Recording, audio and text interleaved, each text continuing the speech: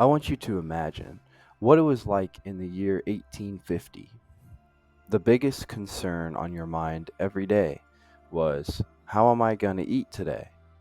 This was, for most of human history, the thing that controlled how people lived their lives. Most people were farmers, or at least had something to do with the creation or processing of food. The main reason why this was because food was difficult to grow and it took lots of effort and manpower. Because of this concern, development of technologies in other areas were slow. Obviously, because you can't commit a ton of people to create new technologies when they're more concerned with how they're going to eat tomorrow. But in the late 1800s, some guy came along and invented the tractor. All of a sudden, the growth of food, which took loads of people to work on, could now be done by one guy on his tractor. Initially, and understandably, people were probably scared, asking questions like, if someone can do all the work on a single tractor, what are the rest of us going to do? Are we going to have jobs if there's no more farming work? These were all understandable questions at the time, but they missed the point. Now, we could have much fewer people committing their time farming and growing food, and now commit those people to developing new technologies. Once our greatest struggle that humans have, food, was out of the way, we could move on to bigger and better things. Now, people could research medicine, psychology, and other helpful things that we reap the benefits of today. I make the same case for the development of artificial intelligence. While it can take on a lot of the intellectual grunt work that we face today, so we can move on to bigger and better things. Think about how much time and money is spent towards researching a particular disease or other issues related to physical health. There's so much money and time that has to be spent hiring researchers, hiring doctors, doing all these things, and it's just a lot of bloat that if we have the AI focus on this challenge, it could streamline the process a lot. When addressing issues like cancer or genetic related diseases, there's so many factors that it's hard for human beings to even put them all together. However, if we use super artificial intelligence to streamline the research, which already has been happening, we can develop more cures for more diseases to save more people. And we have to recognize that the faster we develop these cures, the more people can be saved. Because people currently have them right now and are dying right now. If we use all the tools at our disposal, like AI, to address these issues faster, we can save more people. Of course, it does raise concerns about reasonable things like job loss or insecurity. But at the end of the day, the more important question is how many people can be saved. And artificial intelligence provides a net benefit in this area because research can begin, continue, and finish much quicker.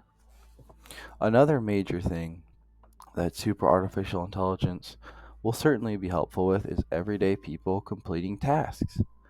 If all people had access to this type of artificial intelligence, they could streamline and increase their confidence in their finances, schooling, health, career, and so many other things. With powerful AI at their fingertips, they can access information, not only just information, but information tailored to them quickly, efficiently, and free of charge for the most part. I truly believe that this will have an incredibly positive impact on all people everywhere, And the sooner this technology gets here, the better. I want you to imagine something too. Not 1850, but maybe 5 years from now. You apply for a job, a machine screens your resume, another one runs a background check, scans your social media, and flags something from 10 years ago. Before you even stepped into an interview, you're already rejected, and no one can tell you why. My name is Moises, and I'm not here to argue against progress. I'm here to argue for responsibility. I'm here because I believe there are some lines we should not cross. Not because we can't, but because we shouldn't. Jacob made a great point when he talked about the invention of the tractor. It changed the world. It helped us move beyond one of the oldest challenges, feeding ourselves. But here's what the comparison leaves out. Tractors didn't have autonomy. Tractors didn't have moral decisions. They didn't decide who gets healthcare. They didn't decide who gets the freedom. But Super AI can. This isn't just a smarter calculator. This is a system designed to think for itself. And when we start handing over decisions that affect human lives, healthcare, policing, employment, access to resources, to something we don't fully understand or control, we cross a moral threshold. And that's where I bring in ethical lens. I'm working from a deontological ethics point. It's not about results or how, much good we think we're achieving. It's about respecting people's rights, and it's about doing the right thing, not just the useful thing. It means asking, are we treating people with dignity, or are we just using them as data points to optimize the system? Let's talk about healthcare since, Jacob brought it up. Yes, AI can speed up diagnosis and treatment. It can be really useful for us. But the moment we let our algorithm decide who gets seen first, who gets denied care based on a prediction, we're no longer making a moral decision. We're outsourcing it. And that violates one of the most basic duties we have, to treat every person as an end in themselves, not as an input in a calculation. And sure, AI can offer personalized tools to help people manage their finances or education. But that personalization comes at a cost. Yes, your data, your privacy, your independence. It creates a world where you're constantly being watched. Pretty sure no one wants to be watched. It's about privacy. Whether you realize it or not, what's worse, most of these systems are black boxes. You can't opt out. You can't appeal. You can't understand how they came to their decision, and that's really dangerous. Because when we stop understanding these tools we use, we stop being in control of them. We become passive participants in systems that govern our lives. And once that power shifts from people to machines, we don't just lose control. We lose accountability, and from an ethical standpoint, that's just unacceptable. Now let's address the job argument. Yes, technology has always disrupted the workforce, but Super AI isn't just disrupting it, it's replacing it. We're not just automating, repetitive labor. We're replacing human intelligence itself. Teachers, journalists, therapists, designers, lawyers. These aren't just jobs.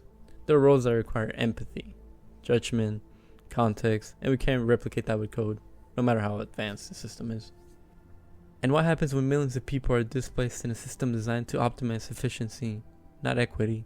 What happens when the benefits of AI go to few who own it, while the rest of us are told to adapt? If we move forward without justice, we're not advancing, we're abandoning our responsibility to each other.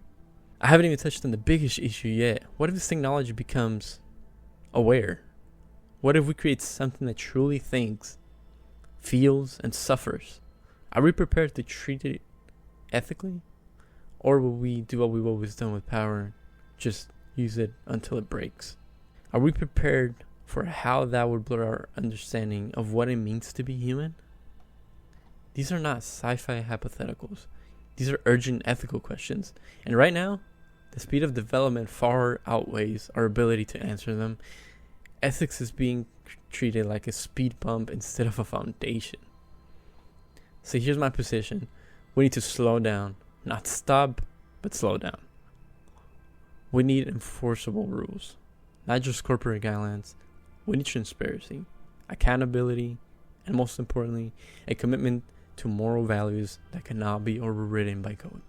Because once you give something the power to make decisions for you, it's only a matter of time before it makes decisions about you.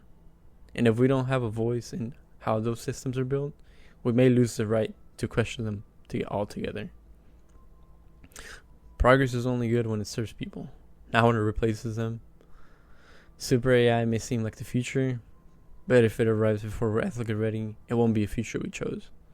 It'll be one we let happen, and we won't get a second chance to rethink. So while Jacob dreams of a better world powered by AI, I'm asking us to build a better world powered by ethics. Because in the end, it's not about what AI can do, it's about what we should do. Because if we keep pushing forward without answering the hard questions, we may cross the line we can't come back from, and by then, it'll be too late.